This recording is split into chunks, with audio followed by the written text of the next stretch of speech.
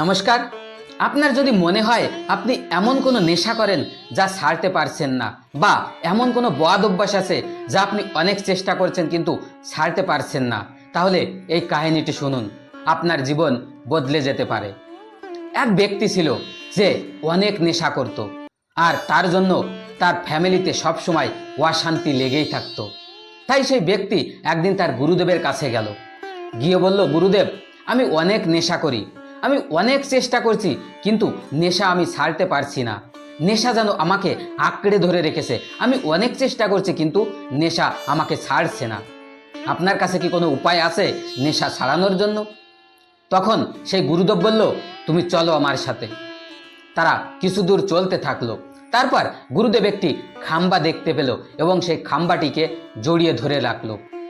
কিছুক্ষণ জড়িয়ে ধরে রাখার পর সেই ব্যক্তি গুরুদেবের কাছে জিজ্ঞাসা করলো যে আপনি খাম্বাটিকে জড়িয়ে কেন ধরে রেখেছেন আর ছাড়ছেন না কেন? তখন গুরুদেব বলল, খাম্বাটিকে আমি জড়িয়ে ধরিনি, খাম্বাই যেন আমাকে জড়িয়ে ধরে রেখেছে। আমি এত চেষ্টা করছি, খাম্বাটি যেন আমাকে ছাড়ছেই না। তখন সেই ব্যক্তি বলল, আমি নেশাড়ু হতে পারি, কিন্তু আমি মূর্খ না। আমি তো দেখতে পাচ্ছি আপনি খাম্বাটিকে জড়িয়ে ধরে রেখেছেন। আপনি যদি চান তাহলে খাম্বাটিকে তো এখনই ছেড়ে দিতে পারেন। তখন সেই গুরুদেব খাম্বাটি ছেড়ে দিল। ছেড়ে দেওয়ার পরে বলল, আমিও তোমাকে এটাই বোঝাতে চাইছি। তুমি যে বলছো নেশা তোমাকে ছাড়ছে না, নেশা তোমাকে আঁকড়ে ধরে রেখেছে, এটা কখনোই ঠিক না। তুমি যদি চাও তাহলে এই মুহূর্তে থেকেই নেশাকে ছেড়ে দিতে পারো।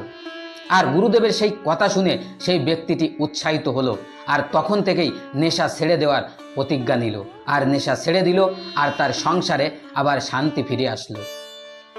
তো বন্ধুরা, এই ছোট্ট কাহিনী থেকে আমরা কি শিখতে পারি? যে মানুষ পারে না এমন কিছু নেই। তাই আপনার যদি এমন কোনো নেশা থাকে তাহলে একবার প্রতিজ্ঞা করুন আর ছাড়ার চেষ্টা করুন, দেখবেন অবশ্যই তা ছাড়তে পারবেন।